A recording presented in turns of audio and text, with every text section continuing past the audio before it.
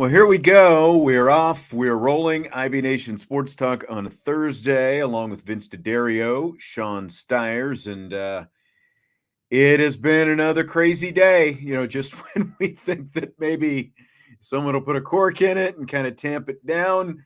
No, it like the last 24 hours seem like a week, and I was even gone yesterday. Like I wasn't even here with you and I know, Jesse right? yesterday, and like so much has happened in the last 24 hours. I can't even believe it. I mean, look, everybody needs to just take a breath. Everything's gonna be okay. Here comes Everybody, Captain Vince. Settle just everybody down. relax. Just relax. There are bigger tragedies in the world, everybody. Vince Okay? is Vince is Kevin Bacon at the end of Animal House in the alley. All is well. I'm just All is saying well. they've got 94 scholarship players going into next year right now. People gotta go. Now, I don't want them all to leave from the wide receiver room, but people gotta go. I mean, this is expected to a degree. It's not the mass exodus from the wide receiver room, obviously, is not expected. But the fact that guys are not being asked back, the guys that are leaving, yeah, I mean, there's going to be some surprises. There's going to be some starters. There's already been starters that have left, right? And so, Right. Guys, it's going to happen. Just sit back, let it happen, and then let things, simmer a little bit. Let things marinate. It's gonna be okay. I guess we should, just say the names since we are doing a show. Like we should reference who we're talking about, of course, just in case someone happens to jump on and not know exactly what's going on, which has been known to happen a time or two. Yeah. Started off yesterday, again, like the Riley Leonard stuff becomes official. He's in the transfer portal at Duke. Like if you're at Duke, that's like, losing the quarterback. Right. I think they kind of knew that they were going to lose the quarterback, but comes out right away that, he could be ending up here at Notre Dame. We'll get to that at some point. And then, of course, the big news today is Braylon James entering the transfer portal. Notre Dame freshman wide receiver. Safety Ramon Henderson entered the portal today as well. But, I mean, it's even bigger with Braylon James because of the fact that you started off the week with Chris Tyree entering the portal. Then you went with Tobias Merriweather entering the portal. So now you've got a third receiver entering the portal. And, of course, on top of all that, a day after Marcus Freeman said that he wanted to retain the whole staff, he had to fire Chancey Stuckey because of all this stuff that's going on right now. And, I mean, people are pointing fingers. Is it Jared Parker's fault? Is it Marcus Freeman's fault? Is it Chancey Stuckey's fault? And I'm sure there's plenty of blame to go around. And I've seen the comments are coming in fast and furious. It's hard to even keep up with all of them. There's other people saying, well, you're trying to protect Jared Parker. He's the one who's really to blame in all this. And based on everything we know, Vince, this was just a really toxic environment that was created in this wide receiver room. And who's in charge of the wide receiver room? It was Chancey Stuckey. Now, how much, was sort of, how much did the offensive coordinator and or the head coach let stuff go that shouldn't have been, able to go on over the course of the season that they knew about at some point? That did play a part of it, but I wouldn't say that based on what we know, it just seems like the environment that was created and allowed to, again, allowed to be able to continue the way it did during the season really has led to the boiling point that we're at right now with what's going on with this wide receiver room. Yeah, I mean, I agree with that. And there's definitely part of me that doesn't understand how you couldn't have known that it was as bad as it was. I mean, the stories that I'm hearing from that wide receiver room are really, really bad. They're really, really bad. Yeah. And, there's no excuse for that from a positional standpoint all the way up to where the buck stops, right, with the head coach. And I'm sure that Marcus Freeman knew something was going on, but probably not to the extent that it was. And I mean, I get that to a degree. You know, he's in charge of what, 125 guys? It's hard to know what the feelings are of all 125 guys at every moment of the day. I will give him that. But there also has to be, he has to know something, and he did know something. He did What did he know. know and when did he know it? Right. It's like And we're never going to know the answer to that. Right. We're never going to know the answer to that because we're not there. We're not on the staff. We know that he knew something was up. We knew that he wasn't happy with the production, but the reality of the situation is you don't fire a coach mid-season. That's not realistic. That doesn't happen. Now, I have a feeling if he knew how bad it was, in which he found out recently, maybe that happens because he wasn't planning on firing anybody until after the bowl game, and he did. So, you know what I mean? So there's, again, we're not going to know everything, and that's fine. I get that. I'm comfortable with that, but there was a lot going on here. We're only going to talk about guys by name who have entered the portal, by the way. Correct. I know there are rumors about other guys entering the portal, and I'm sure that Marcus Freeman and the rest of the staff is working overtime to try to keep that from happening. So we're only going to talk about guys who are in the portal right now. We're not going to address rumors of guys who could be in the portal. We both got our Twitter open, and if someone announces in the course of the show, we'll talk about them. I think that's what happened on Monday's show. Someone announced, I think it was Zeke Correll, maybe right off, when the show started. They announced that they're going to the portal. We'll talk about it, but we're not going to address speculation right now because, again, they're trying to do as much damage control as possible. But I did just see a question pop up.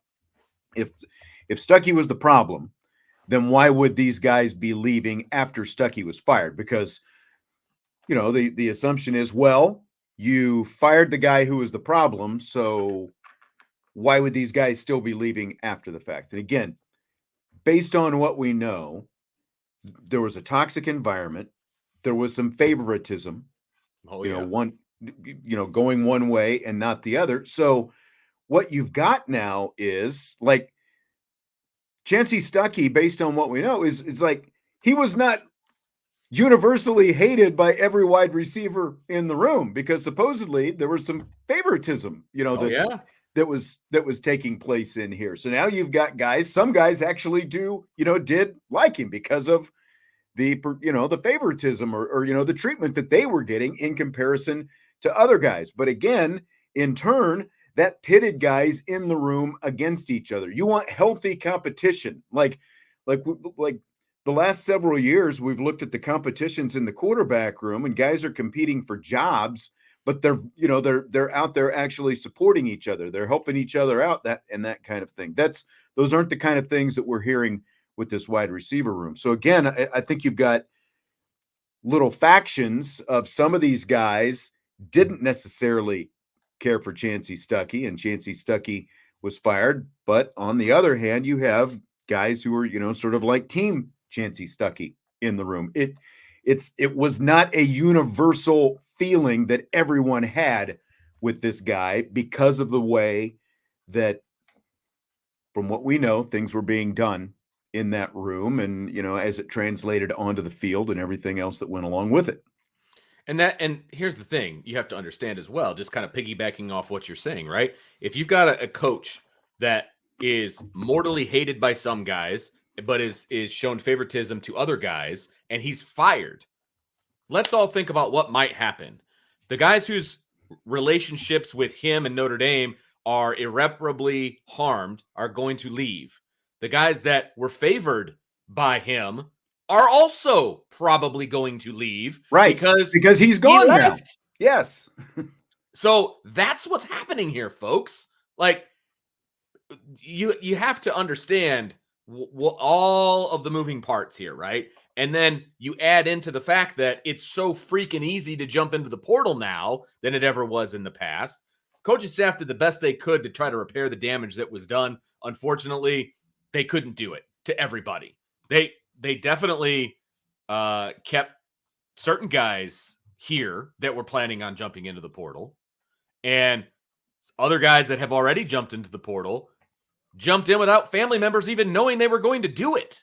So, like I said, there's a lot of moving parts here that you have to understand. I'm not sure how much I'm supposed to give away that's on the board since it's premium, information and all that. So I'm going to stay away from that. But, Right. You have to understand that there's a lot of things going on that you're never going to know all the details. And you're a fan, and it's none of your dang business. Just understand things go on behind the scenes, and these are the outcomes. And it is what it is. Nobody's making excuses for anybody else. We're reporting what we know, but we're also not going to throw people under the bus if they don't want us to be thrown under the bus, because that's how good reporters do their jobs. So people have to understand that too. Somebody said something earlier about vague reporting and all this. It's not our job to report things like that people are going to That's not our job. It's their job to say if they're going to jump into the transfer portal. That's not our job. And that's a stance we've always Yes. taken, is like Brian's thing is, when it comes to a player, whether he's announcing a commitment to Notre Dame, if he's going to the portal, whatever, to let the player make the announcement on their time, that we're not going to try to break that news. And again, I know that there are some guys out there with Twitter accounts or X accounts or whatever who don't even put their real names on the accounts, and they're out there doing their best. They might actually know these players, for all we know. I don't know. But they're out there trying to be, I've got some gravitas. I'm breaking this news and whatever else. And that's not the way that we've decided to do it. We'll let them break it themselves, and then we'll talk about it after the fact. That's not the stance that we have kind of taken on this kind of stuff. We'll let the players make their own announcements.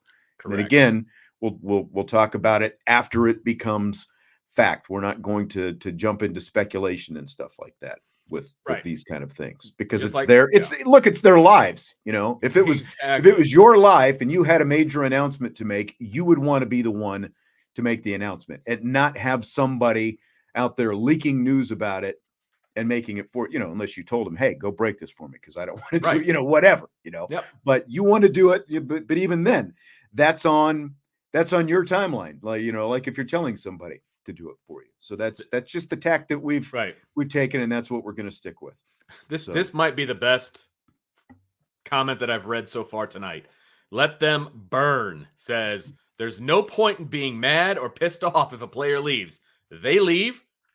Oh, well, next man up. That's exactly right, because whoever leaves from this team, whoever comes to this team, doesn't affect you in any way in your life. Sean Duffy says, funny how you speculate about Riley Leonard. What have we speculated about with Riley Leonard? He's coming. Yeah. He's in the transfer portal. He's in the transfer portal. Right. We haven't speculated any. Like if you're talking about the headline of this, could he be Notre Dame bound? It has been reported already that, by many sources, like actual news outlet sources, not Joe Schmo on Twitter. That's the difference. And I realize it gets hard to separate sometimes because of social media and the fact that you've got guys who, want to claim that they've got, whatever sources or whatever. You've got, while I was calling a basketball game yesterday, apparently it was on the ESPN crawl that Riley Leonard could be headed towards Notre Dame. It was. So I read it. Yes. I mean, that's exactly where it was. And we never said Riley Leonard's coming to Notre Dame. That never came out of our mouth. We talked about the possibility and what it would look like. Do we like it? Things like that. We never said, Jesse and I in our show never said he was coming to Notre Dame. That is not a done deal by any stretch of the imagination. And so, we talked about the possibility, and there's a possibility that every wide receiver in that room leaves. We can talk about that possibility too. It's all speculation. And so, somebody said that Brian talked about Rico Flores possibly leaving in the show this afternoon. Okay. That's speculation. He didn't say he is leaving. He said it's possible that he's leaving. I don't know what you guys want us to say, but we're not going to be definitive about anybody until they put their own information out. Just like recruiting, when a guy wants to make his announcement as to where he's going to go, 99% of the time, we at Irish Breakdown know what decision is being made, but that's not our story to tell. And that's kind of gets back to the point of what we were just talking about. Riley Leonard is, he has been at Duke And there are other people reporting on that. Like as we talk about these Notre Dame guys, there is information that we get, and many times know weeks in advance, months in advance, days in advance, whatever. But again, it's not reported on for different reasons. And that's not just here, that's throughout the beat as well. There's a lot of stuff that is out there, but it's you find out the information off the record type stuff. Like here's what's going to happen, here's what's likely to happen, but you can't say anything yet, those kind of things. There's free flow of information 100% in the background. 100%. And now, our job is to talk about the team, talk about the possibilities, talk about the ramifications, things like that. And when there's news out there, we talk about it. That's literally our job. So when somebody said, if you can't say it, don't talk about it at all. Well, then we wouldn't have a show and you wouldn't have anywhere to complain.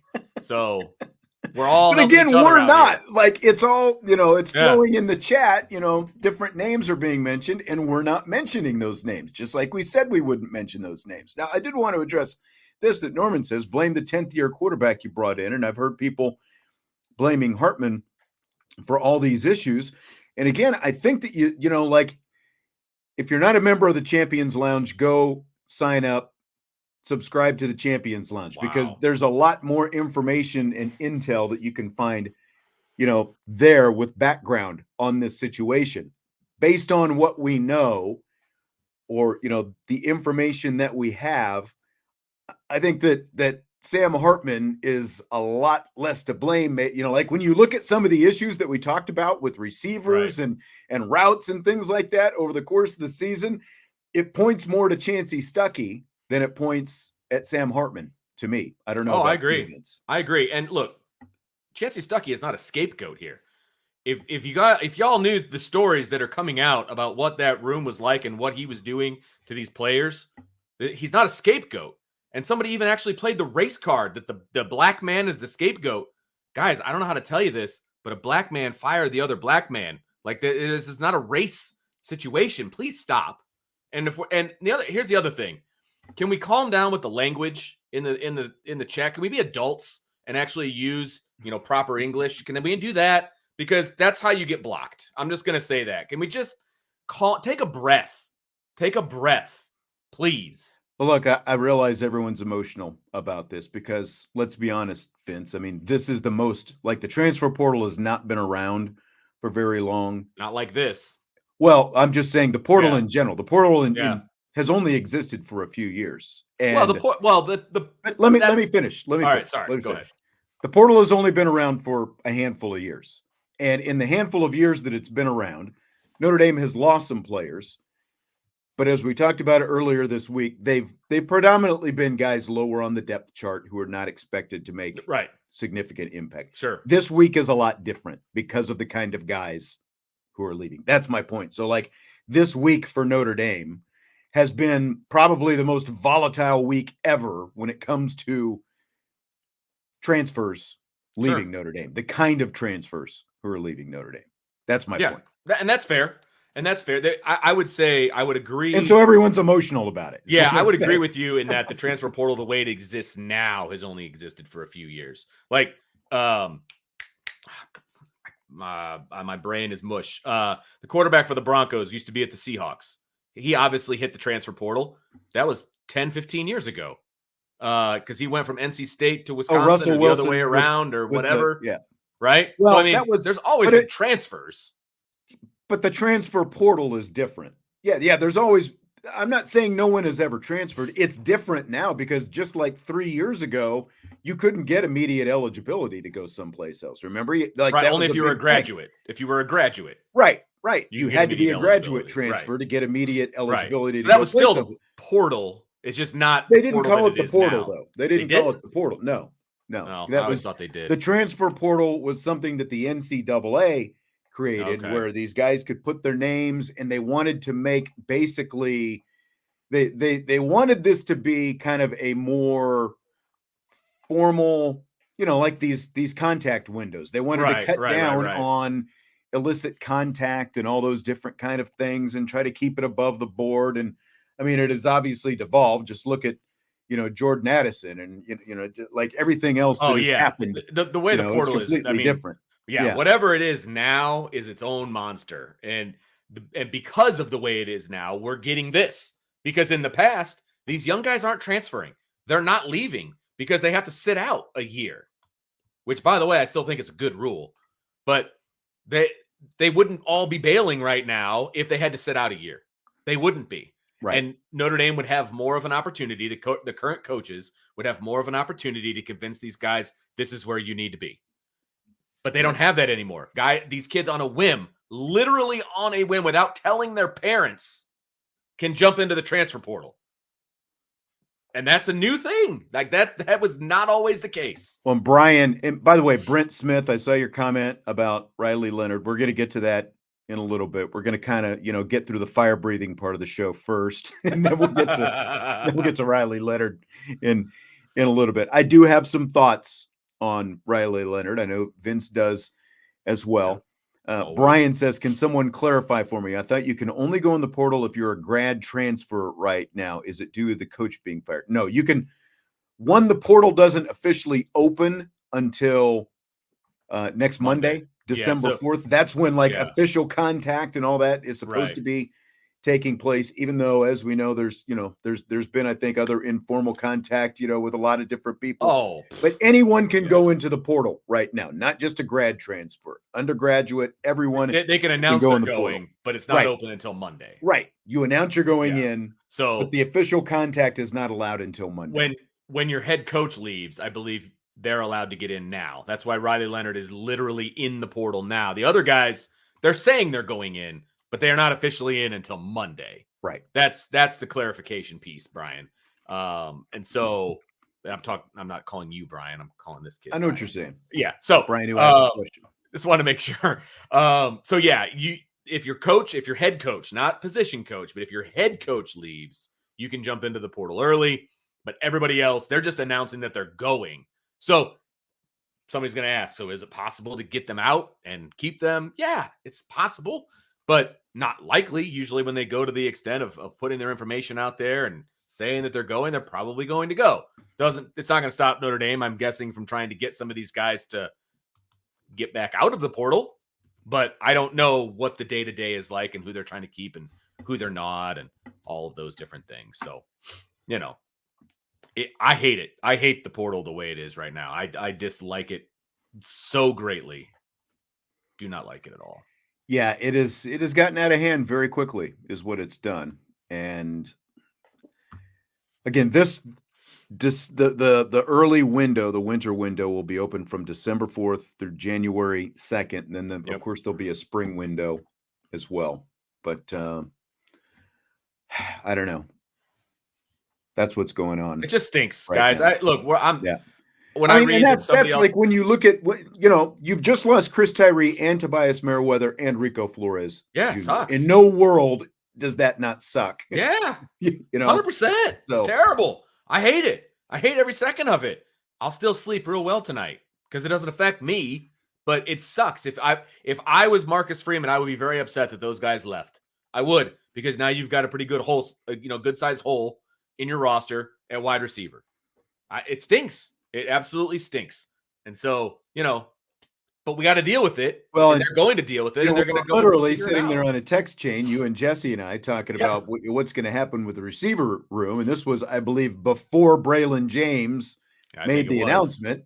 Yeah. And then the next thing, it's like, oh, this is going to be fun, this and this. And then Braylon James. And it's like, oh my gosh, here we go again. I know. The one positive out of this, because, again, you did just fire the wide receiver coach a couple of days ago, the wide receiver coach who is responsible for recruiting all these guys. And you've got 3 young guys coming in, including Logan Seldata in this incoming 2024 class. And like Logan is out there like multiple times a day, he is pounding Twitter about how great the 2024 class is going to be. So like he is you doing the all is well, everything's going to be fine stuff. And that's great to see, really, especially when you do have all this volatility, that one of your young studs in the incoming class is out there beating and banging the drum so hard, trying to make sure that everyone knows, hey, I'm still coming. I'm going to make a difference. We're going to make a difference in this class. And that's important, I think, at a time like this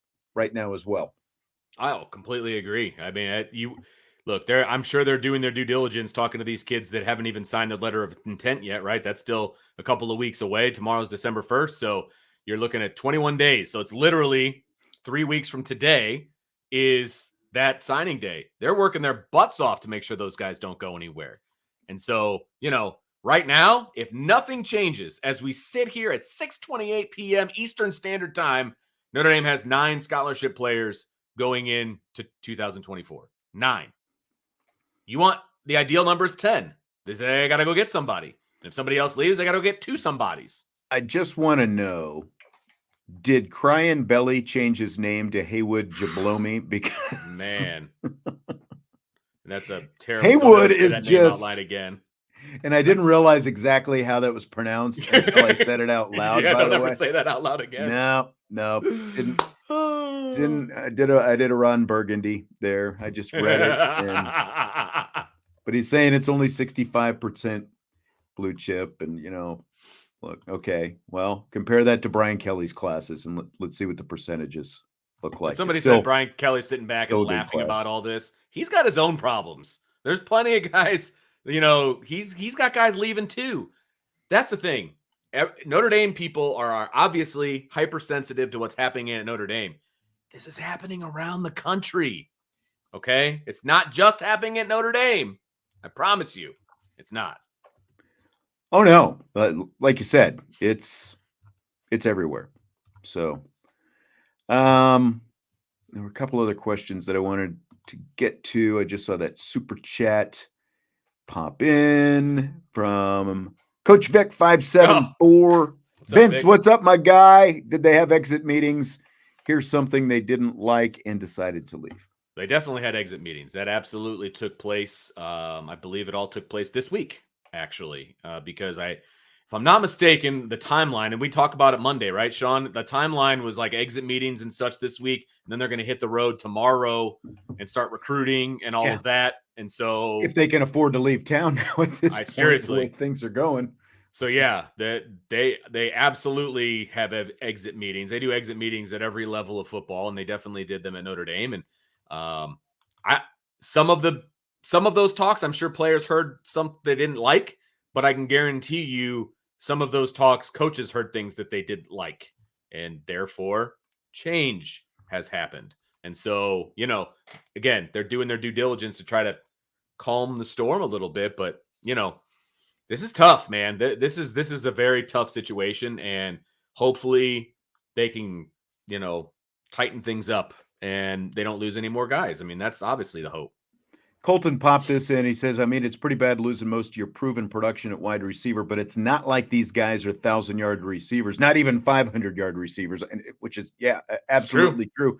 And a great point. He says, I won't be mad when the new wide receiver coach gets some dogs out of the portal. And I mean, and that was part of the conversation we were having before Braylon James. And I think you were leaning towards more, well, they've got good talent coming in. They've got, good what they've got right now. But then you lose James. They definitely have to go out and get at least 1, if not 2, maybe even 3 at this point, I think, just because of, again, you've got guys, and it's good news based on what we've heard, in terms of guys who are staying, because there were other guys I think maybe potentially on the fence, but based on what we know right now, you're still going to have some veterans in the room that are going to be back next year. Yeah, well, and that's agreed that they do have some veterans coming back, which is obviously good. They're going to have to lead that room, and they're obviously going to hit the portal. They're going to get 1 or more guys depending on how many more guys exit. But again, there's going to be 9 right now. There's going to be 9 scholarship receivers on the roster next year, which, if I'm not mistaken, was that more than were on this year? I can't even remember. All the numbers are mushing in my head. Let me see. I've got kind of my list here. So let me see. So we've got 3 who left, correct? Yes, correct. So with eligibility still on the table, right? So So That would put them at 12. let's go with what they had 9. this year. You had those three plus Colsey and Thomas. That gets you to 5. And then Flores and Greathouse, that's 7. KK Smith, who obviously didn't play this year, the other freshman, that's 8. Then you had Matt Salerno, that's 9. And then by the time Jordan Faison got his scholarship in the middle of the season, that was 10. So basically you had 9 scholarship receivers coming into the season. Exactly where they stand right now. So they've lost 3, they're gaining 3. That's where we're at right now. Now, things could change, obviously, but that's, you're going into the same situation that you had last year. Is that good? Is that bad? It's not great. 10 is the ideal number in my opinion, but you're only going to play so many, right? And so, yeah, I mean, look, they have to make sure they keep the 3 guys that are coming in, and they have to hit the portal. And if there's somebody that fits, then you go grab them. That's where they're at right now. And again, 94 scholarship players right now. Something's got to give somewhere. Something's got to give. Yes, because you have to get. Now, are you including the incoming class with those 94? Yeah. Okay. So there's 94. So there's 94 scholarships of guys that have time remaining on, of their eligibility, right? So that's 9 you have to get down. You don't want to get down at wide receiver, though. No, basically. Agreed. You don't want any more receiver exodus at this point. And obviously, that doesn't take into account, limit. Joe Alt, Estime, like that would bring that number down because they haven't announced anything. So they're part of the 94. Other guys like Howard Cross is rated highly in terms of interior defensive linemen. Mills, Hart. There's plenty of guys that have decisions to make on whether they're going to go to the NFL. There's going to be more guys that are going to make decisions about going you could easily get down to 88 pretty quickly just with guys declaring for the draft potentially. Now, if you want to bring in portal guys, you better get below 85. I mean, it's a simple number. Well, and that's where some of these decisions have to be made. You had a guy like Aiden Kiana, who made history. He got his degree at Notre Dame. He's decided to move on, try to, pursue playing someplace else. And that's kind of one of those decisions how much of that maybe played it. We haven't even talked about Ramon Henderson making his announcement today as well, the Fighting Irish safety. Now you've got decent numbers at the safety position, but again, you're waiting on Xavier Watts. What exactly is he going to do? We haven't even heard anything in terms of draft and stuff like that this week, but you still have Antonio Carter coming back. You got Adon Schuler, you got Ben Minnick, you got Luke Talich. I know people are excited about some of those guys. And then you got Bronte Johnson, Tabron Benny Powell, and Kennedy Urlacher all coming in terms of safety. So you're going to have some numbers there, but again, you've got some relative inexperience across the board with high upside with some of these guys as well. But how much of that potentially played into a decision for a guy like Ramon Henderson when you start talking about roster management and that kind of stuff? Well, I mean, you've got 7 safeties on the roster. You've got 10 corners on the roster. You got 12 linebackers on the roster. And these are all scholarship guys. This doesn't even take into account walk-ons and everything else. You've got 20 offensive linemen right now. So obviously something's got to give somewhere. But again, you hope that it's not the wide receiver room. So I agree with that. I agree. Someone was just asking if Salerno can come back. I've got to look and see real quick. He's not listed on the depth chart that Brian put out today, the scholarship chart. So he's a second-year graduate this year. So 23, 22, 21, 20, 19. He's been here since 2018. So he's already been here for 6 years. So yeah. And I know that there are some 7th-year guys, and he did only play in 4 games this year. So there's, maybe potential there. Because, just with all this between the COVID and injuries and stuff like that, you are there were some 7th-year guys playing college football this year. So, yeah, no, that's a good point. I mean, if that is legitimately how it is, I would ask him back. I mean, he was back this year because of the depth issues that you had. And now you're back to depth issues once again. So, yeah, exactly. So some of it might depend on who you see in the transfer portal and who you can potentially pull out of the transfer portal, specific to the wide receiver position. Yeah. So Who knows? It's just, look, we're going to get all kinds of breaking news, and it's the way it's going to go for the next week or so. And then it's going to die out until the bowl game. And then the bowl game will happen. And then you'll get your NFL announcements at that point. Who's coming back, who's staying, like right. that. So I have a feeling once we hit the weekend, because Notre Dame is already practicing for the bowl game. Like, they're already having practices. So in fact, I believe they started practicing today. Yeah. Now that you mention it. They're having practice. So yeah. I would think that this is going to die down here at some point. That was an interesting practice. I can imagine. Man. I can imagine. Yeah. I mean, do you think it's let me just ask you this, because again, we're not going to mention these guys by name, but there were a couple names that, Twitter, I don't even know what I would call them. Twitter wannabes. Yeah. That's probably the best way to put it. They were floating out there until, well, this guy's going to enter the portal. And do you think the longer this goes, the better it is? Like the fact that we haven't heard anything right now? From the Twitter wannabes? No, from like the actual people who were named. They haven't made an announcement. They have not actually entered the portal. That's a good call, because the Twitter wannabes put something out about Braylon James, and about an hour later, he put his thing out. Right. And it was pretty quick. After that, maybe and 2 I think hours. it kind of happened with Tobias as well, right? Yeah. Like not long after the wannabes put out Tobias is when he made his announcement. Yeah, exactly. So the other people that have been rumored that are out there, it's been rumored since like lunchtime, I want to say, and there's still nothing out there. So, hopefully Notre Dame is, like I said, doing their due diligence and trying to keep those guys in the fold. But yeah, I'm just glad DK is here. Parker stole his milk money in '93. I'm glad DK is here to bring his energy to us. Somebody said Dante Moore is in the portal. Okay. He's not coming to Notre Dame, so okay. They're not bringing Dante Moore and his circus to Notre Dame. That's not happening. We got enough of a circus going on right now. We don't need to bring him and his circus. That's not happening. No doubt. That would be the last guy I would want after everything that happened during his recruitment, where he ended up, and now he's on his way out. Yeah, once shocker. again. And I think we've talked about that before. When you see that kind of drama and indecision and, multiple changings of mind and all that stuff, commitments during the recruiting process, it tends to carry into, even after a guy is signed with a school. And look at what's happening right now. So I think you're probably better off without that drama. And there's other guys you could throw into that boat as well.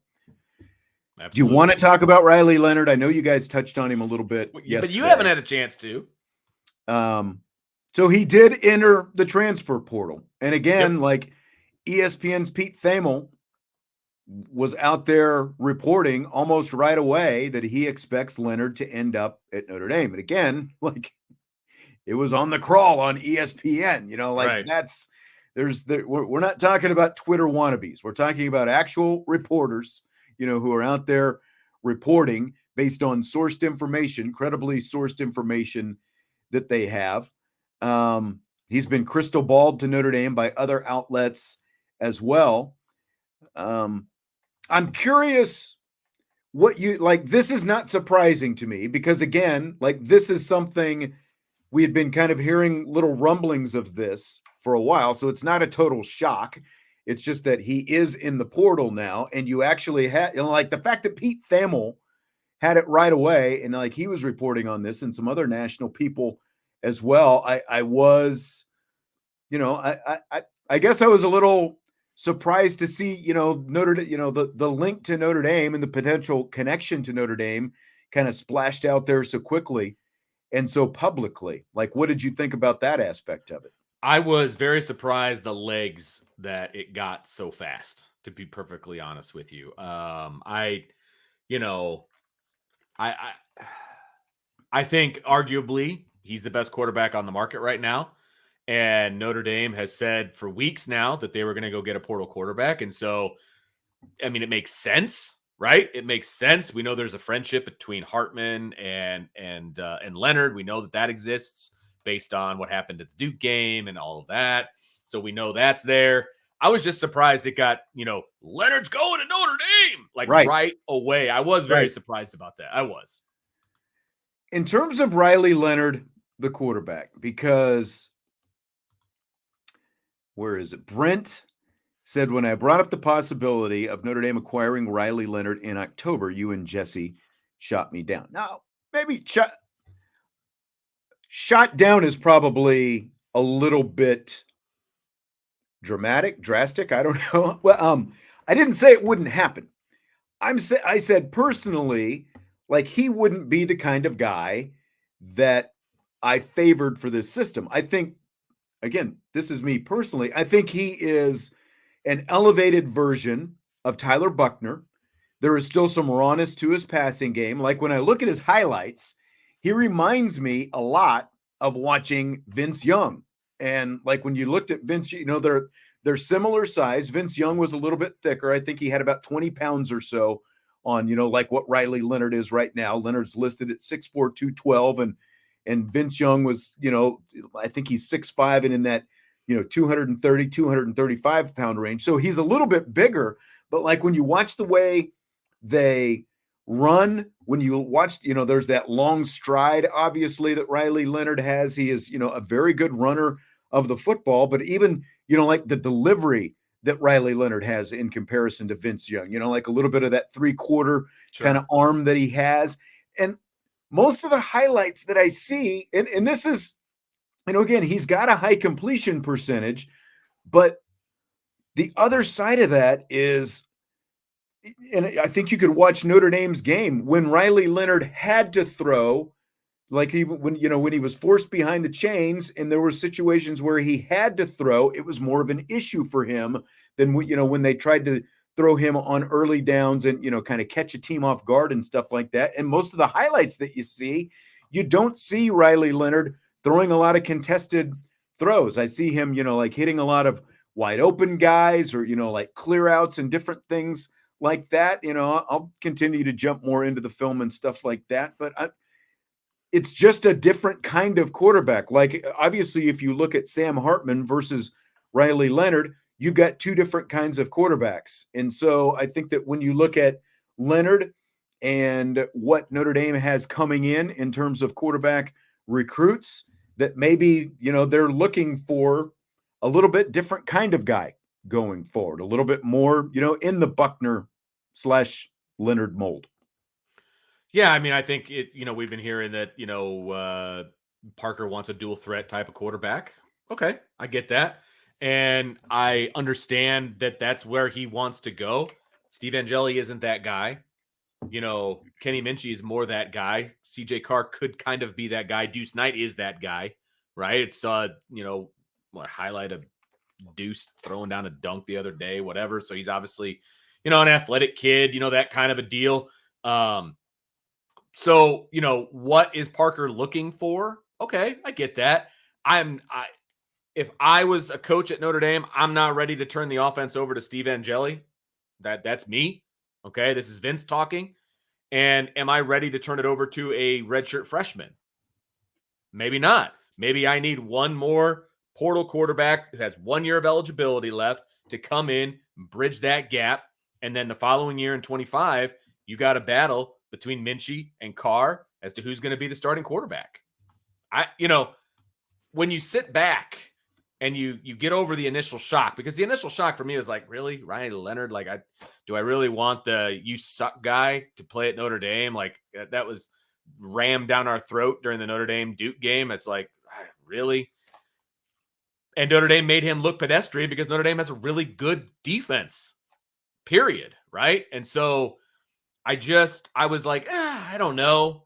I'm starting to come more on board with it. I need to sit down and watch more, Riley Leonard tape, to be honest with you. When he was a healthy quarterback, 2022, see what Notre Dame is getting their hands on if he does, in fact, come to Notre Dame. We did a scale of 1 to 10 yesterday. Jesse said he was a 6. I said I was a 7.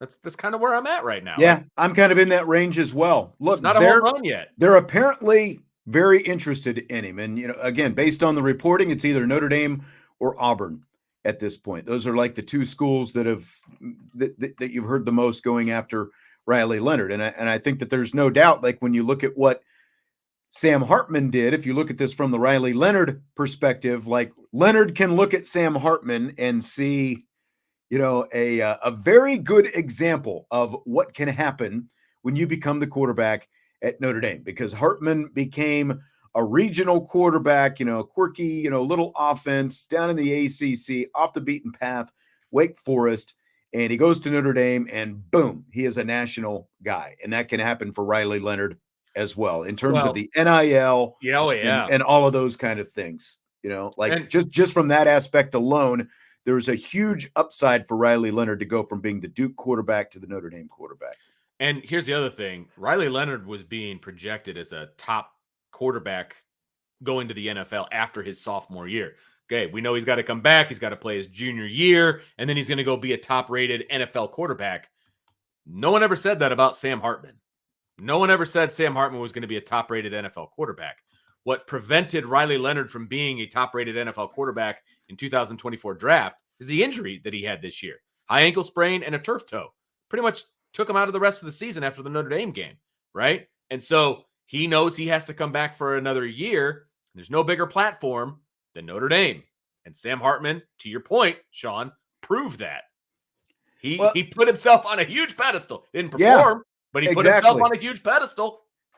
Exactly. And, look, there's arm strength there for Riley Leonard. He is obviously a mobile quarterback. You see a lot, like those kind of quarterbacks. A mobile quarterback has definitely become more in vogue, and maybe Marcus Freeman and Jared Parker think that that's what they want to do with this offense going forward. Okay, I need to see more, like we said this going into the Duke game and coming out of the Duke game as well. Like, I don't see a lot of Riley Leonard. I haven't seen a lot of Riley Leonard going through his progressions. It's typically been, like one read, secondary read. If there's nothing there, it's either run it or chuck it downfield kind of thing, so how advanced is he in terms of that? I know that there was a lot of talk, from the NFL standpoint and stuff like that, but look, all it takes is one or two NFL guys to fall in love with somebody and a lot of buzz starts generating. And when Duke beats Clemson early in the season and they win a few games and things are riding high, then things are looking great. But then, like you said, he gets injured and all that buzz goes away because he didn't have the rest of the season to kind of try to show himself. So, like, again, similar to Sam Hartman, not just from the NFL or the NIL perspective, there's a lot that Riley Leonard can do to potentially improve his draft stock. But yeah, for sure. I'm just not completely sold on him unless you're obviously looking for a very, like, his specific kind of quarterback. That's what he's a very specific kind of quarterback. He is not like Sam Hartman came here to run a pro style offense. If Riley Leonard comes here, I don't think we're calling it a pro style offense anymore. Do you? I agree. No, I agree. But here's the thing. I don't think Jared Parker wants to run a pro style offense. I really don't. I think Freeman wants to run a pro style offense. So who's going to win out in that battle, or if that's a battle? You know what I mean? Again, I'm speculating on what I think, but if Jared Parker wants a dual threat quarterback, and that's what we're hearing, right, from everybody, that's what he wants. Okay, well, if that's what he wants, that doesn't fit into a pro style offense. Right. So what are we doing? That's a good question. I'm not sure. I mean, we're going to have this discussion, we're going to start this conversation, this debate already about coming not even in, here yet. battling for jobs. And, Andrew says the assumption that Leonard transfers in and starts immediately is not based on facts. What have the last two transfer quarterbacks done?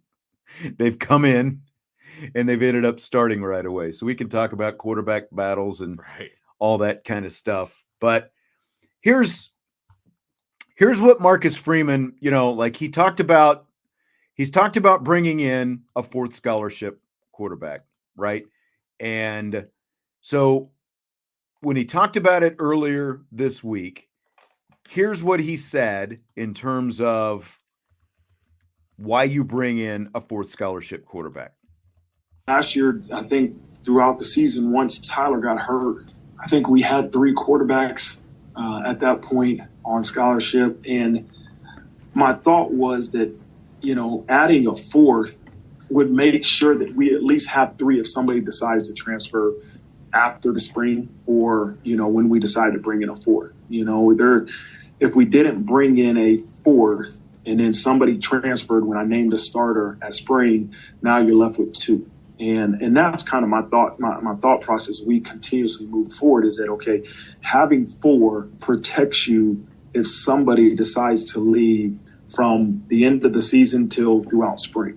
That's the real reason why even last year I thought about this. And in this year, when I made the decision after the bowl game, after the bye week, that we needed a fourth quarterback on scholarship, that's the real reason is that it isn't that I don't have a belief in the guys we have here. I'd have a strong belief in Steve and Kenny, and then obviously we'll have somebody coming in. But it's more so if somebody decides to transfer, we have to make sure that we have at least 3 scholarship quarterbacks left.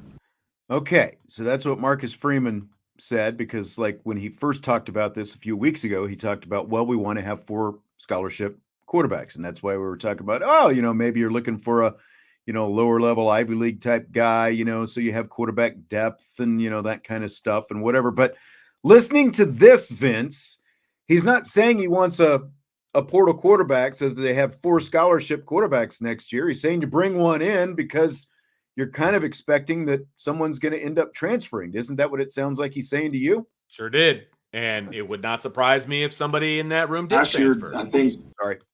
That's okay. I thought we were going to listen to it again. It's all good. I would not. It would not shock me if that was the case. But you have to have numbers in there to deflect from the transfer portal. I mean, and ideally, as a college program, you want 4 scholarship quarterbacks, right? I mean, that's what you want, 1 in each class. And with COVID and everything else, you got 6 classes of guys and 4 scholarship quarterbacks. You know what I mean? So it is something that you have to do. You have to always aim for 4. You aim for 4, most likely you're going to end up with 3. I think that's probably the reality of the situation, don't you think, Sean? And so going to the portal to get a 4th makes a heck of a lot of sense to me. And I argued that I wanted him to go get a depth guy, let these guys mature and all. I did argue that, and I still see the merit to that. And I'm not going to get off of that stance, but I'm also mature enough to see the other side of the coin in that you bring in a guy with a ton of experience, because the reality is they're not going to go to Angeli. That's the reality of it, in my opinion. And so now you're looking at Minchie, Carr, McKnight, true sophomore, true freshman, senior in high school. Those guys may need another year before now you can start getting into the guys that you recruited. I mean, it definitely appears that way. And the question would then become, Steve Angeli is a sophomore right now. Look, the unintended consequence, I don't think they anticipated both Drew Pine and Tyler Buckner leaving. Agree with that too. Last year. And so what's the unintended consequence? Who does leave as a result? Are you only losing one? Which one is it? Are you losing more than just one? What's this going to look like when you bring in another veteran quarterback and you push everything back a year? And, look, I've been up front even before Riley Leonard's name was officially out there. I would rather see Notre Dame go the development route, stay within house, and get this thing started, because at some point you're going to have to play a guy who doesn't have that much experience. Riley Leonard himself, when he was a true freshman, played in 7 games 3 years ago. And the answer to the question about eligibility, I haven't seen it pop up as much here, but I have seen it on the boards. This guy only has 1 more season of eligibility because he has played 3 seasons. He has gone over the max of 4 games that you can play and keep your eligibility. So he only has 1 season of eligibility remaining in college, and that's what he will have. So this is going to be a one and done guy. There's not going to be multiple years where he could come in here potentially if he, didn't declare for the draft and all that kind of stuff. But I'm I would rather see Notre Dame. They're doing really well recruiting this young talent at the quarterback position. And personally, I would rather see them do that than invest in this guy specifically. I'm not saying I don't like him, but he is such a specific kind of quarterback. Sure. And maybe as you know, I've seen this as Chris says, maybe Parker does want to add more RPO, and this, you know, is kind of his way of doing that. I don't mind that, but you know, again, like on the scale of, you know, like Sam Hartman is over here, and you've got I'm using my hand, so I guess, you know, like anyone who happens to be listening can, you know, my point is Hartman is more at one end of the scale, and a guy like Riley Leonard is at the other end of the scale in terms of the kind of quarterback you're going to have in a system. Yeah, no, I agree. And, you know, I know for a fact that Jared Parker likes RPOs. I know this for a fact. And so does he want to incorporate more of those? The last 2 games are indicative of it. Then yes, because in the last 2 games, there's been a bunch of RPOs, a bunch. Okay. They started out with multiple RPOs in the game on Saturday. So yeah, he wants to have more RPOs in the offense. Is that what leads them to the possibility of Riley Leonard? I don't know. I haven't watched enough game film of Riley Leonard to know what his RPO game is like. I haven't. And I'll be the first one to admit that. I have a day job. I don't get to watch film all that often. So, you know, it is what it is. The only film I watch is Notre Dame because it's part of my job, right? And so at some point, I'll sit back probably over Christmas break and watch more film of Riley Leonard if he ends up at Notre Dame. If he's not going to come to Notre Dame, why would I waste my time? I mean, that's kind of the way I look at it from my point of view. Right. So I'm going to kind of keep it out there until he says where he's going to go, whether it's Auburn, Notre Dame, whatever. And then whoever Notre Dame does pick up, I'll watch their film. So, yeah, I'm rambling. No, that's okay. And I'm just sitting here scrolling through Twitter, making sure that we haven't missed anything. And I don't think we have, because there are names, again, who keep getting floated out there as if they are already gone, but they have not announced anything that we can tell so far. There's rumors out there that Rico Flores is going to transfer. Those are rumors. He has not announced anything, and therefore we are not going to announce anything. I've got his Twitter page open right in front of me, and the last time he tweeted was 2 days ago. He has not announced anything. And so if other people are announcing that he's leaving, then that's their deal. We're not going to do that until he officially announces it, period. John, he did not announce anything. I'm just letting you know, man. Someone said Flores followed Leonard on Instagram the day after he had a sad face to Stuckey. Okay, so he had a sad face. That doesn't mean that he's going anywhere. As of right now, he still plays football for Notre Dame as far as working. Brent actually has a good question that I will answer, because we did get this information officially. Brent Smith wants to know who's coaching the wide receivers. Jared Parker is coaching the wide receivers. They made that, and Notre Dame sent out a release, and that has been announced that he is coaching the wide receivers. So, John, you are right. Fake account. And this has been our point the whole time. Yes. There are too many BS fake accounts out there. Like, if you're looking for something as important as this, go to the player's actual account and, you know, let them make the announcement themselves, not somebody else making it. And he may leave. He may leave. And when he does, we'll talk about it. And if he stays, we'll talk about it. I mean, that's the whole deal, guys. And again, we're not going to take this moment away from him. If that's the moment that he wants to have, if that's the moment he wants to have, then we're not going to take it from him. But when he announces, either way, we'll talk about it. And we'll all be depressed together if he decides to leave. And we'll all be ecstatic together if he decides to stay. Yes. That's the way I look at it. We'll leave it at that. Correct. But I mean, in the meantime, Brian writes, says, are we ever going to be happy with Notre Dame football? I truly believe next year is going to surprise everyone, and Notre Dame will be in the playoff. I'm excited, and fans should also be excited with the future. That's a great attitude to have right now, Brian. I love it. this is misery week. Like that. Yo, absolutely. This week shall forever be known as misery week. It is, man. It's like forward. Black Friday. I'm trying to laugh, but it's sometimes all you can Yeah. do is laugh. Black Monday when they fire all the NFL coaches. Like that's kind of Black where we're Monday. at. Yeah. And with the shortened portal period that we're talking about, right? It closes January 2nd. And if Notre Dame is going to play in the ReliaQuest Bowl, which a lot of people think that they're going to, that's a January 1st bowl. So you're not going to see guys play in that game and then announce that they're going to the portal because there's literally no time to get out of the portal and go to a new team. Now, they may wait till after spring ball and go in the April window, but guys that want to go, this is the time. They're going to strike while the iron's hot because you guys remember last year with the transfer portal and everything, there were thousands of players in the transfer portal. Around 3,000. They didn't all find homes. Yeah. And they couldn't all go to Colorado. Right. So it is a survival of the fittest, man. Like they want to get in there as quickly as possible so that they can find landing spots, right? They're not going to wait to the last second because it's a game of musical chairs. Those when the music stops, there's going to be a lot of guys looking for a chair. Yeah. A lot of guys. Yeah, we know. Dante Moore entering the portal. Maybe Shedeur is going to declare for the draft, and Dion will take him there. And they can have who him. knows? I don't know. Have him. It's all good. Yeah. Because with the immense talent that Shedeur Sanders has, they won 4 games. That's right. So, well, it would have helped if they had an offensive line, I think. But or defense for that matter. Yeah, that's right. That's small things. No big deal. Vince, are you ready for some rapid fire? Why not?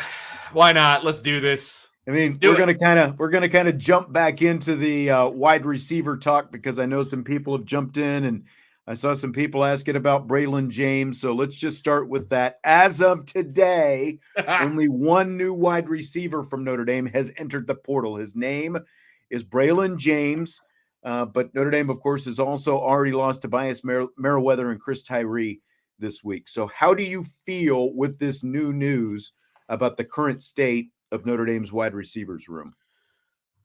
I was genuinely upset about the fact that Braylon James jumped into the portal. I thought that he was going to stick around. I thought that they had done their job and convincing him to stick around. I was really hopeful that was going to be the case. So that one hit me. I was like, oh, really? Like that one hit me. I was not happy about that. And so the overall state of the room, they're going to be fine. They had 9 scholarship receivers this year. They got 9 going into next year, and they're probably going to hit the portal for somebody. And so the ideal number for me in the wide receiver room is 10. If they get to 10, I'll be happy. There's still a lot of talent in that room, Sean. There's a lot of talent in that wide receiver. No, there is. I mean, as of right now, and I haven't even seen our old friend Salty in there. As of right now, Jaden Greathouse still in that room.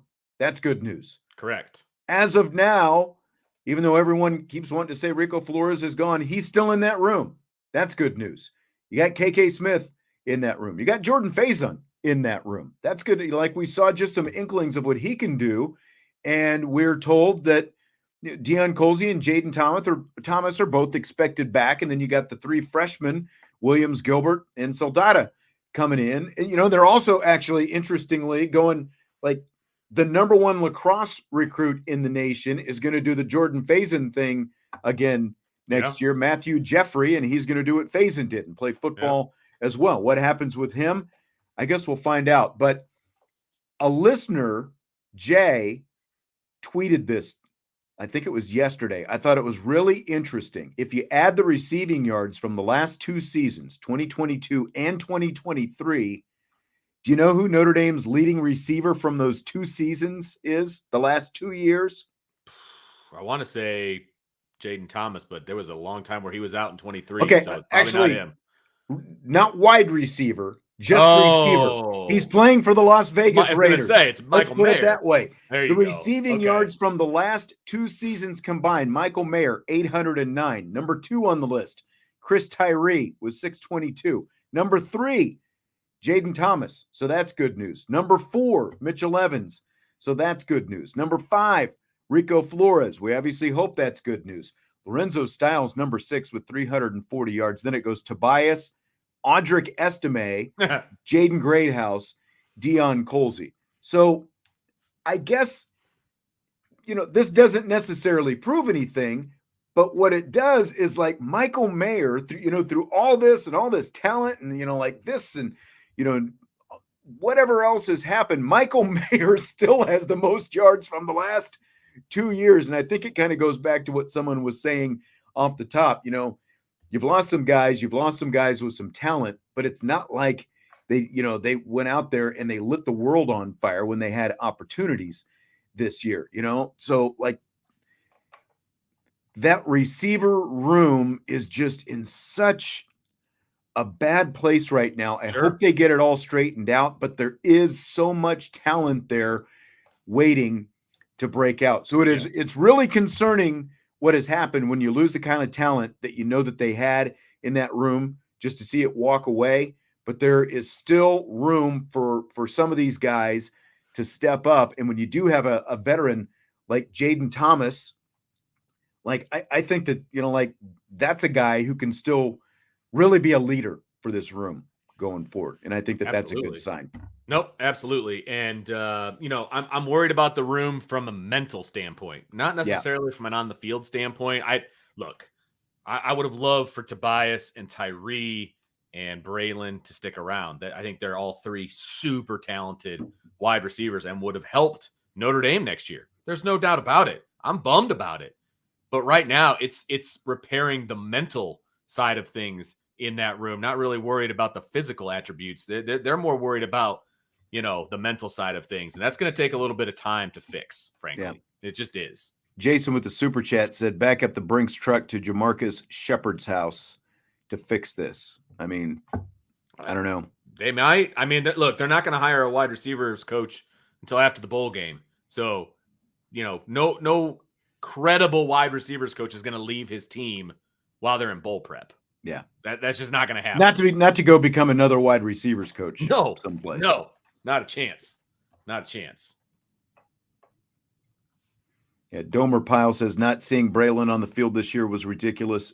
Look, again, like there's just so much that was going on in that receiver room, just based on what we know, but we don't know the complete extent of who was the favorite, who was on the outside. We kind of have an idea of who some of the favorites were and who the guys were that were on the outs. But at the same, there was just so much going on. They needed to start over, and that's what they decided to do. They're trying to do as much damage control as possible. They obviously got rid of Chancey Stuckey. So no matter what happens, I guarantee you this, the state of that room is going to be in a lot different place by the time this spring rolls around and they do have somebody else in charge of that room. Right. Nope. Absolutely correct. And it's going to be, everybody just needs to pray for January 2nd to get here. All right. That's what needs to happen. And then after that, you need to pray to get through the spring version of the portal as well. And then you can kind of take a breath and you can kind of relax, because right now anything can happen. Literally anything can happen. At this point, Sean, I wouldn't be surprised if anybody left. Like any name that comes up that says I'm entering the transfer portal, I'd be like, wow, okay, all right, something to talk about in the show, I guess. Like, yeah, it would not surprise me. It just wouldn't with this day and age and the way things are going. We don't know how these kids are feeling behind closed doors. We have no idea, right? We have sources and we talk to parents and we talk to, whatever, but we have no idea what these kids are going through. There could be a kid that started all season that wasn't happy off the field. Yeah. And maybe he enters the portal. I don't know. So at this point, man, nothing's going to surprise me. No. Nothing at all. Nothing at all. Fill in the blank. This week has been blank, Vince. Ridiculous. This week has been ridiculous for many reasons. I assume you're talking Notre Dame wise, and so I'll stick with that. But no, the guys that have entered the portal, I would have not come up with most of their names, to be perfectly honest with you. And the fact that they fired their wide receiver coach, that was off my radar. I didn't know. I know Brian was dropping hints and things like that, I guess, throughout, but that was off my radar because I don't have those sources and I don't, hear a lot of the stuff that's going on unless Brian tells me what he's hearing. And that was certainly not the case. So you got a fired position coach, and now you've got you've got exodus from the wide receiver room and elsewhere, right? Mhm. And I honestly didn't realize until I looked at the numbers of the scholarship chart of how many scholarship guys that they actually have to make peace with and have them leave Figure in order some to get things them out. to where they need to be. Right. I mean, they over-recruited on purpose, and that tells you right there what their plan is. They want to build this team through recruiting. They don't want to have to build this team through the transfer portal. They'll plug holes if there happens to be some, but they want to build this team through recruiting. So they over-recruited the 24 class.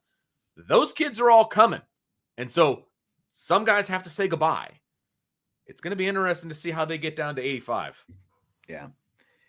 This week has just been nuts. And again, I think it has been in terms of the kind of guys we have seen leave via the transfer portal, it's been the worst week that Notre Dame has ever had. And because again, typically when this has happened, it's been like the third or fourth string defensive lineman or, linebacker, whoever it happens to be. It's just been guys much lower on the depth chart for the most part. Sure. There have been some exceptions here and there. Like when Phil Jurkovec left, that obviously was a pretty good ripple because of all the expectation that everyone had of Phil Jurkovec. But for the most part, we've just never seen anything like this. And to have guys, a big time guy like Chris Tyree, who I said earlier this week, I fully expect Chris Tyree is going to be on an NFL roster in 5 years. I completely believe that because the skill set that he has, the speed that, everything else that he has, all the intangibles that he has, I think Chris Tyree is going to be a player. Now, some of these other guys, there are still questions about because they still have a lot more to prove than even Chris Tyree has to prove. But it's been a tough week. There's no way around it. When you look at the exodus from one room and the fact that they had to fire a position coach with a bowl game that they're still trying to prepare for, and they just started practice as well, and a guy who was a good recruiter, like everything else, like the guy proved that he could recruit. Now, as we very well know, there's the recruiting side of the job, there's the coaching side of the job, and there's the relationship side of the job. And the way the coaching and the relationship stuff kind of intertwined once they got there, that's where you got to the mess that you have right now in that wide receiver room. And I saw Domer Pyle say Deland has his guys under control. Completely different atmosphere, completely different set of 100%. circumstances that you have in the running back room compared to what was going on in that receiver room. 100%. But don't be surprised if somebody leaves. And I don't know anything. But here's what I do know. There is so much talent in that running back room. Right now, there's going to be 7 scholarship running backs for 24. There's not enough football to go around, guys. Somebody's going to leave. I don't know who it's going to be. That's my guess. Somebody's going to leave. I don't know how you can hold on to 7 scholarship running backs. I mean, at some point, you know what I mean? Gonna leave. I'm not saying it's who it is because I don't know. And there's certain guys that I don't want it to be, obviously. But like, how many teams have 7 scholarship running backs? Not many, if any. I've got to look for something here real quick. I'm going to ask you this question, then I'm going to look for something. Fill in the blank. The idea of Notre Dame and Riley Leonard against Mike Elko and Texas A&M and College Station to open next season is blank. Scintillating for us media types, because that is a storyline that we would be able to talk about all offseason. Number one, we all know Mike Elko because he was at Notre Dame, and we've all been following his career when he went to A&M and then to Duke and now back to A&M. So that's a storyline all by itself. So you got coaches, doing their thing. And then you got Riley Leonard, who just played for him.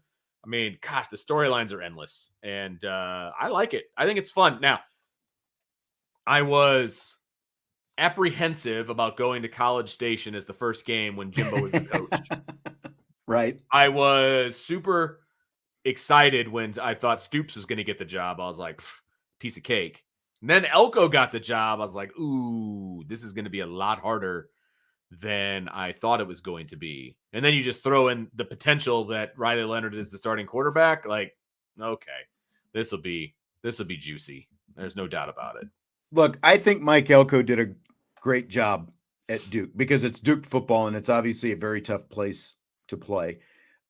I said coming into this season that so much of their success from last season was predicated on the fact that they were at the top of the nation in turnover margin. And I said it would be hard to duplicate. They didn't duplicate it this year. Now they still went 7-5, which I guess, for Duke is good, but they were like 93rd, 94th in the nation in turnovers gained this year. Yeah. So it proved to be hard to duplicate. So I think Mike Elko is a really good coach.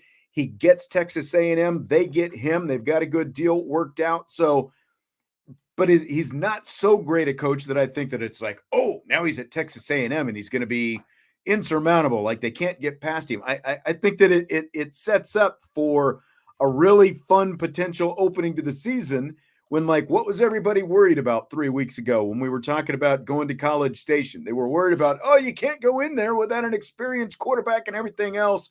Well, Right. If you end up with Riley Leonard, you've got a heck of an one. experienced quarterback, and you've got the extra storyline that he's going up against his former head coach. They're both from Duke and all that kind of stuff, and you've got Notre Dame and everything else. So I think it sets itself up to be a really fun opening to the season if that indeed does pan out and Riley Leonard does end up here at Notre Dame.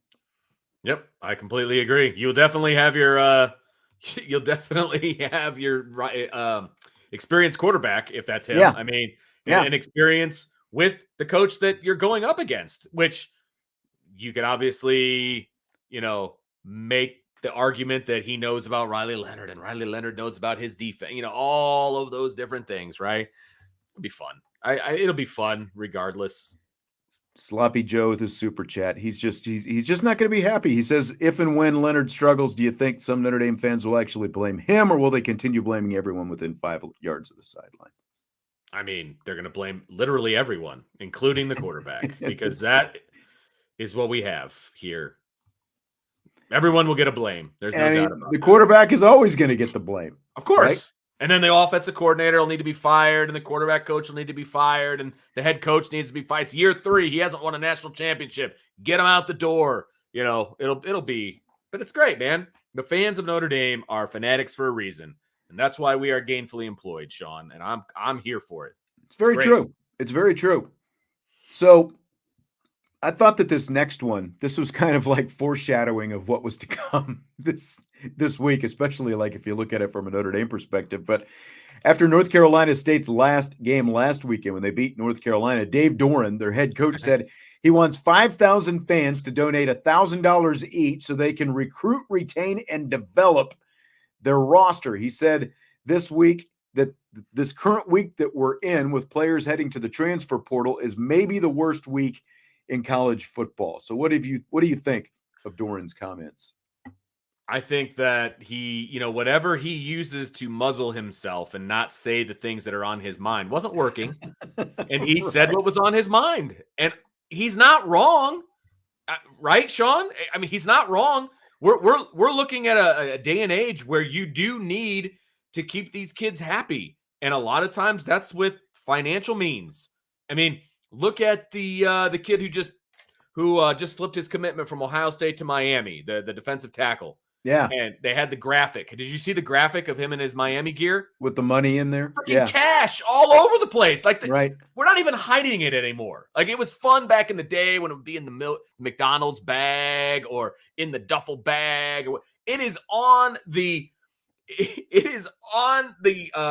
commitment art now. What are we doing?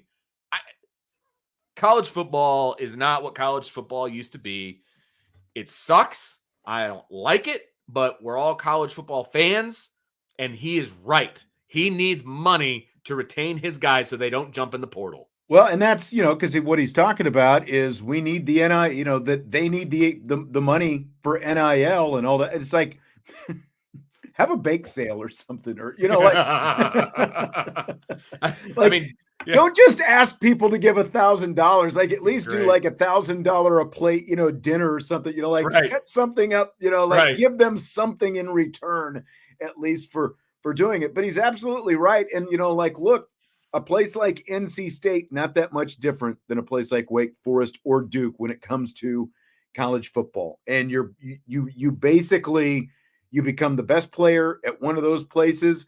If you're not quite ready for the NFL, then you make your jump and someone's going to pay him the money to get him. That's exactly what it is. And he's right. Like I haven't paid much attention this week to what's happened with NC State in terms of their players entering the portal because things have blown up here from the Notre Dame perspective, but he's absolutely not wrong. It is just the portal has just gotten so out of whack so quickly. And again, like this is the first time that I think that, like it really from a Notre Dame perspective really smacks you, just because of the way things have gone here this week with the kind of guys who have entered the portal that we're not used to seeing enter the portal like this. So it really puts it into a different perspective from this side, I think. It just, the whole thing stinks. I mean, NIL was meant for players not to get taken advantage of anymore and allow them to make endorsement deals and things like that. And,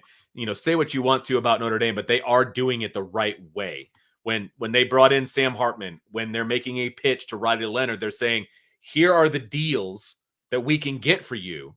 They're not signing over blank checks. Right. And again, kids. It's easier, even though, again, we don't hear about it until after the fact, until after Sam Hartman signs with, whatever Dollar Shaving Club. I don't think it was the Dollar Shaving Club, but, whatever razors. Right. Like the Under Armour and the Beats and all those different kind of things. Right. It's much easier and much more lucrative for any of those brands to be involved with Notre Dame and pay a Notre Dame player than it is NC State or Duke football. Absolutely. Duke basketball is a different story, but from a football perspective, it is just much easier to be Notre Dame and be involved with those kind of corporate brands and things like that than it is, for those kind of places that they're leaving. That's why Notre Dame has an advantage, right? I mean, and we've said it when they started NIL, Notre Dame has a decided advantage in this because Notre Dame's brand is nationwide, it's worldwide. People know Notre Dame. They've got that already. Now they can bring in all of these partners and present these deals to these kids and do NIL the right way. And they are. There's lots of money floating around the goo. I can promise you that with these kids. There's a ton of money. And so people say that going to Notre Dame, they're not going to get NIL money. You're not going to get it as an 18-year-old kid. You're not going to get a blank check. And that'll never happen at Notre Dame. And if you want to be a Notre Dame fan, you got to come to peace with that. But if you make a name for yourself, you're going to make money. You're going to make your NIL money at Notre Dame. You just have to actually produce, unlike these young kids who are getting the deals before they even step foot on a college campus. And then when they don't get the playing time they want right away, they bail. Right. With your money, by the way. That's right. That's exactly right. Fill in the blank. Bobby Petrino returning to Arkansas as offensive coordinator is blank. Ridiculous. I was shocked when I read that was actually occurring. Why? Just why? You ran him out. And correct me if I'm wrong. Didn't they run him out because of he was having an affair and this whole thing? What was that him? He wrecked the motorcycle. Yeah. With the girlfriend. He was having an affair. He wrecked the motorcycle. And you remember he had the neck brace and his face was all skanked up and the whole, that's how he left Arkansas. And now, 10 years later, here he comes again. And it's just right back in the door. It's just insane.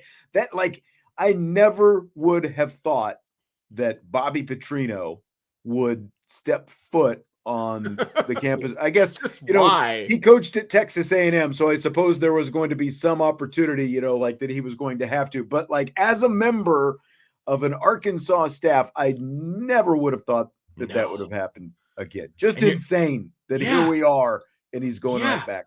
And you're going back to be an assistant at a place where you were the head coach. That's weird too. That's strange to me. I mean, you were a head coach at a high school. I was a head coach at a high school. Would you ever go back to that high school and be an assistant? Like, that's weird. I wouldn't do Doubt it. Doubt No.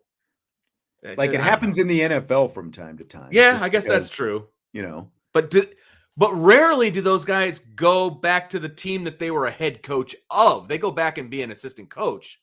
You know, like the guy that was an offensive coordinator for the Chiefs, came over and was a head coach for the Bears. Now he's back to being head Right. coach or offensive coordinator for the Chiefs. That kind of stuff happens all the time. right. They don't necessarily go back to the team they were head No. coach of. Like, that's Not just where you were. Yeah. And especially weird. with those kind of circumstances. Right. It's just I could not imagine. But Bobby Petrino has kind of shown in the past that he obviously doesn't have much of a conscience. So it obviously doesn't matter to him the way it would matter, I think, to the rest of us. Yeah. Yeah. So I guess. Man. it's conference championship weekend. Is there any part of you, Vince, that wishes Notre Dame was playing this weekend? When I first read this question, the answer was no. There was no part of me that wants Notre Dame to play this weekend because I just want to sit back and enjoy football without being stressed out. So there was no part of me. Now, I wouldn't mind having a game to take everybody's mind off of everything else that's going on. Maybe this stuff wouldn't be going on now if there was a game to play. Not till next week. Like, yeah, it just delay it. That's true. Just delay it a week is all it would do. Yeah. So the reality is no, I don't want them playing this week because I want to just watch football. Now, in the past, the outcomes of a lot of these games affected Notre Dame. And so I still was stressed out, even though Notre Dame wasn't playing. Notre Dame has no dog in the fight as far as all of these conference championships have anything to do with it. So no, I'm good. I'm very, very good. I am too. Just, I like the fact that we can watch some other games, high caliber football. Notre Dame's regular season is over. We wait until Sunday and we find out where they're going. I love it because, as John Christophic says, Notre Dame's an independent. There's no reason for them to be playing. And I never want them to not be independent. Yeah. Like, that's my stance. And so I don't ever want them playing on this weekend. Yeah. Ever. This is their free pass. They get to sit back, be spectators. Exactly. And, as you also said, maybe everyone, we kind of get to take our minds off all this other crap that's going on right now. Just watch some 100%. Football, wait for things, hopefully, to get through the weekend, things boil over, and then you turn a page, head into next week with, just a different set of circumstances, hopefully. Yes, absolutely. And they should be good games. Like, I don't think the 10 games for the most part. For the rest of them should all be pretty good, I would think. Well, that's what I was going to say. Okay, so here you got Pac-12, Oregon, Washington. That's Friday night. Big 12, you got Texas against Oklahoma State. SEC, Georgia against Alabama. Big 10, Michigan against Iowa. ACC, Louisville against Florida State. Which are you most and least interested in? I'm least interested in the Michigan Ohio or Iowa game unless Iowa's winning. It's not even going to be a game. I'm glad it's on late. Yeah, I don't even have to worry about that one. If they're winning, I'll tune in. Like, I will tune in, probably only to be disappointed. Yeah. But you'll watch until it's 3-0 Iowa, and then you'll change the channel once it's 52-3. I could care less about that game, to be perfectly honest with you. Yeah. I'm actually really happy that Oregon Washington is a game all by itself on Friday night. Like, I dig that. Problem is, I'll be at a high school basketball game, but I'll watch probably the second half, so probably the good stuff. So I'm happy that game's by itself because that's the game I probably want to watch the most. And then second most would be Georgia Alabama, because I think it's going to be very interesting to see what happens in that game because obviously if Georgia wins, they're in and Alabama's out. But if Alabama wins, now you've got controversy on your hands, right? And so that'll be kind of some fun talking points and all of that. So that would be my order. I would say Oregon, Washington is number 1. Georgia, Alabama would be 2. And Michigan, Iowa is all the way on the bottom. I'm with you. I'm somewhat interested in that Louisville, Florida State. I wish it wasn't, like 8:00 Saturday night. I like the 8:00, like the Friday night Pac-12 game a lot more. I like the night games kind of going into the weekend on the Friday, when they do it that way. It's because again, it's like, if we're so used to following Notre Dame that Friday is a day that they're never going to play. So it's just a little different. You've got, a little different energy, a little different downtime. But that Oregon-Washington, I think that's one of the ones that everyone is really intrigued by. And the fact that Oregon is minus 9.5 in that game after Washington won the first one. I know. I would take 9.5 is a lot. Points. I would take Washington and the points on that one if I was making a bet. I like them the points. I've got Oregon winning that game. I don't know if we've actually published all our picks yet, but I've got Oregon winning. I have not even written mine, so well, there you go. Haven't made them yet. And if they've been published, Texas minus 14.5. I like them. Giving that 14.5 against Oklahoma State. Georgia 5.5. I don't know about 5.5 against Alabama. I do like Georgia winning. Here's the crazy one. Michigan minus 21.5 against Iowa, and the over-under is only 34.5 points. So you've got Michigan favored by more than 3 touchdowns, and the over-under is only 34.5. They're going to have to do all the legwork, man, on that. There's no doubt about it. I know. No doubt. So who's making the playoff when it's all said and done? Oh, my gosh. I like what Mike says. I've got Georgia in. I've got Oregon in. I've got Florida State in. I've got Michigan in. That's going to be my 4. So, wait, say your 4 again? Oregon, Michigan, Florida State, Georgia. Okay, so you're saying Georgia's going to win the SEC championship. Yes. So, therefore, Alabama's not even a conversation piece anymore. I mean, I like that as well. I think Georgia has the upper hand there as well. If Oregon wins, then they're going to be in. If Florida State wins, I think they should be in. There's going to be an argument, obviously, because they don't have their quarterback. But I think that's a bunk argument. I don't like that argument because they're still undefeated. They're a conference champion. They win, they're in. It's just a matter of what their seed is going to be. They belong in. They're in. So now if they lose, they're out. Obviously, if they lose, they're out. 12-1 is not going to get you in, especially with their quarterback situation. So they're out. Let's see. So I'm probably in the same vein as you, right? So Oregon, Alabama. You know what? I'm going to go Washington, Georgia, Florida State, and Michigan. Those are my 4. Not in that order, but those are my 4. All right. Let's wrap it up with this. We'll come back around to the wide receivers, Braylon James. And we've been sitting here for over an hour and a half doing this show so far. And none of the other aforementioned speculated guys have entered the portal since we have started this show. And again, 3 wide receivers have entered the portal. Right. Chris Tyree, Tobias Merriweather, Braylon James. That's it. And Domer Pyle asks, how can Stuckey be the problem when they're jumping ship without him? Well, because I gave my response earlier, so I'll let you. Yeah, I mean, basically the Spark Notes version of it is that the relationships were so harmed, so irrevocably harmed, they couldn't be fixed. Even though Freeman, Parker, you name it, they threw every coach at these kids trying to get them to stay, and it just didn't work. And you're also playing with the whims of college, young 18, college 19, kids, 20-year-old guys. And like I said, there have been people that have jumped in the portal who have told their parents that they're not going to jump into the portal, and yet they still did. Still entered the portal. So, I mean, these kids, they can do it on a whim, and they have been. And so trying to explain what's going on between the ears of a young kid like that is borderline impossible. And so yes, it is Stuckey's fault. Now, there's blame to go around. Don't get me wrong. He's still the head coach, still the offensive coordinator. There's still blame to go around, but the vast majority of the blame goes to the wide receiver coach. It just does.